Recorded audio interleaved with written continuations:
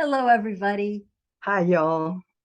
Well, normally Sherry and I get to be together in the backyard or somewhere in nature where we make these videos to check in with you, but we're not in the same area right now. I took a 5-hour drive to the country to be here in Weaverville.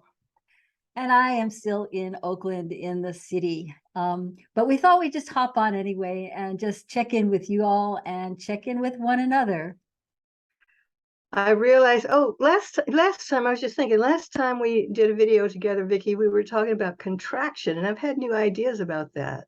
Yes, that's right. We were talking about contraction in the context of the season because Mhm. this is autumn, and it's a time where we're harvesting or drawing forward the fruits of the summer, but it's also a time where we start to go inward. So there's a sense of contraction, and what I love about Qigong is that this idea of expansion and contraction flowing one into the other is integral to some of the concepts.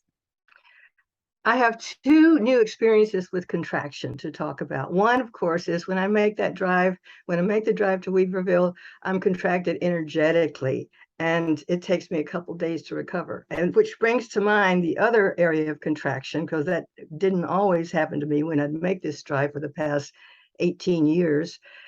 Aging. I'm realizing that my aging is a huge contraction. Mm. Everything is feeling different. Not only what's happening globally and in our country, but just the fact of aging makes this work that we're doing, I believe, more crucial. And it makes me really happy that I've been doing the Qigong work and practices for ever since, well, a long time, ever since I was introduced to you, for sure. Well, I think that, I mean, I think this thing about contraction, it's just such a has such a negative connotation, Mm-hmm. especially then when we put it in the context of aging. So when you say that, you're thinking about contraction in terms of aging, is there a way that's also about looking inward into what you need and want at this stage in your life, regardless of how old or um, whatever you are? That how do you think about that contraction in terms of aging? Well, the practices that we do in the chi field, as we're going to be doing this coming Saturday, a couple of days from now, Monday. Monday. Yeah. Huh, look, October the 10th, anyway, right? That's the right date. Okay. What I'm realizing that these practices are life sustaining at this age. I didn't have to work so hard before to build up stamina or strength or balance. I hardly even thought about it. And certainly the sense of connection with others that has been more difficult because of the pandemic. So all of these areas are areas where the focus, what is that phrase that you use, the Chinese phrase that has something to do where Yi Dao, Qi Dao. Is thank that it? you. Yeah, I And thought that would be it. what's the translation for that?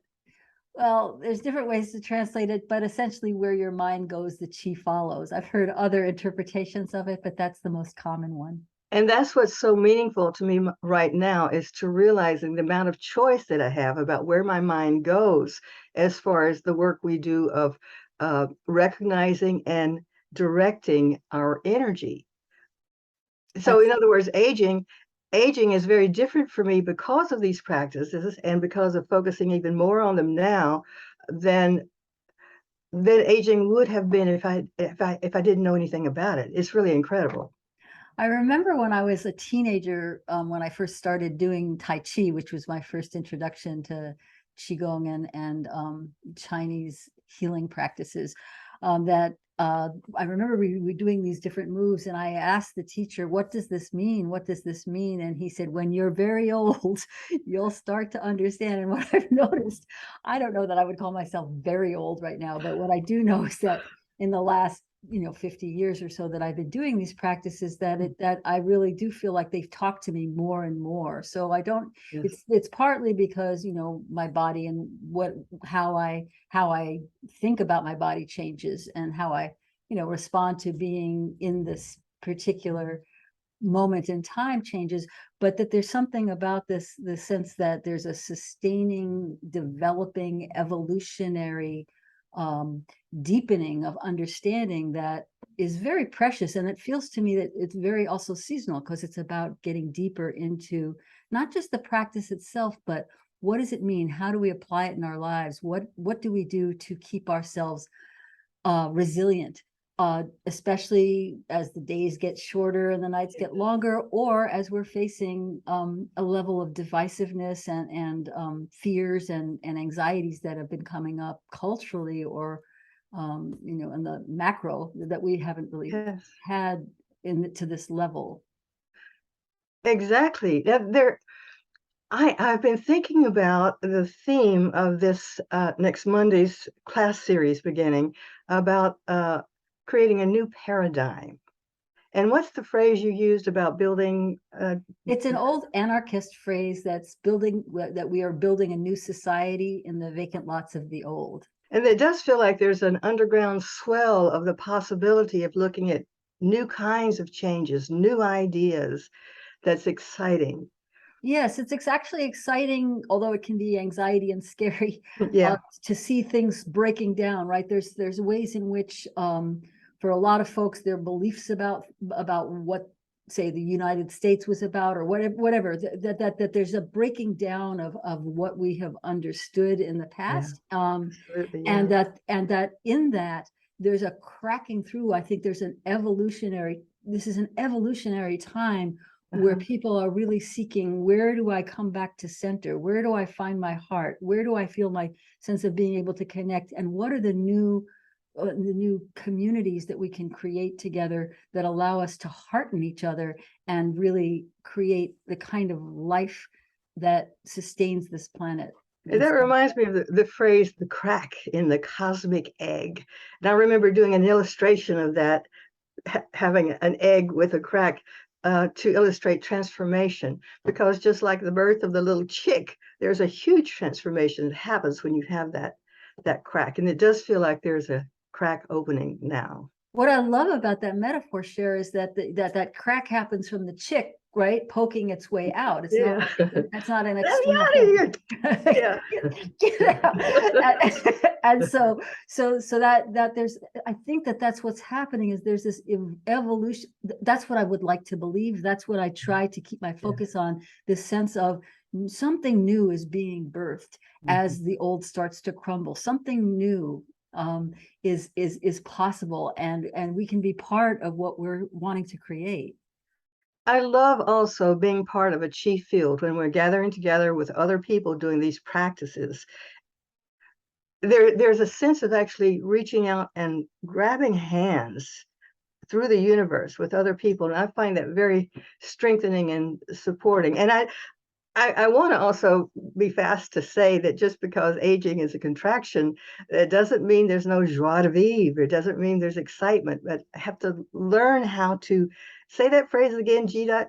I need to learn it. Yi Dao, Qi Yi Dao, Dao, Qi Yi, Dao. yeah, To learn where to put my attention.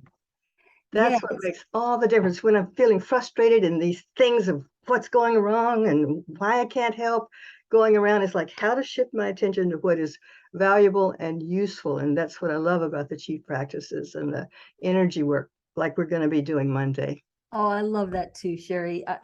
For me, I don't think, I mean, I love the hands connecting, but I also think about we're rooting, particularly because that's what trees are doing right now, right? The energy is descending down into the earth as the leaves drop and stuff. There's a sense of sap descending, and that we are connecting to our roots, which may be our spiritual or biological ancestors, but it's also that interconnection of how trees communicate. We're learning more and more Under about the how trees ground. Yeah. communicate with one another.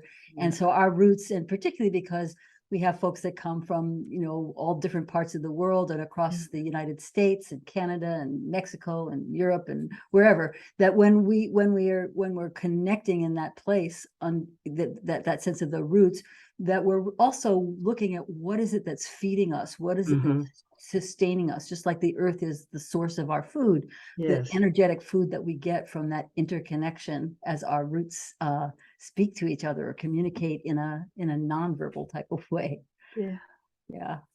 So I'm excited about the class starting up again. I've missed folks, and so Chi Field, living in the Chi Field series begins, like you said, on Monday.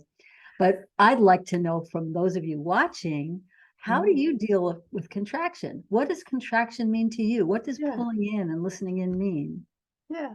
And what kind of practices work for you to help maintain your balance and stability and joy? Are you a meditator? Are you somebody who does that type of energetic work? Are you? Hiking out in nature, Yes, watching birds. yes, yes. Mhm, Spending time with your pet, whatever it might be. mhm. I'd love to hear it. I'd love us to just share with one another. What do we do to sustain ourselves when we have a sense of pulling back in or coming back to our center? So thanks so much for watching. Yeah, and good talking with you, by the way. Yes, it's so good to see you. See you again soon, I hope, honey. I hope so. So till next time, everybody, Be be well. well and let the chi flow. So, Bye yay. bye. Bye.